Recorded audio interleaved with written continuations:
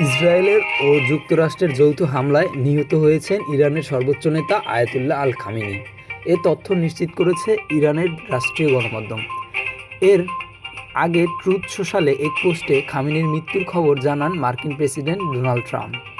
শনিবার সকালে ইরানে ইসরায়েল যুক্তরাষ্ট্রের অভিযানে বিধ্বস্ত হয় আয়াতুল্লাহ আলী খামেনির বাসভবন ও কার্যালয়। ধারণা করা হচ্ছে এ সময় মৃত্যু হয় তার।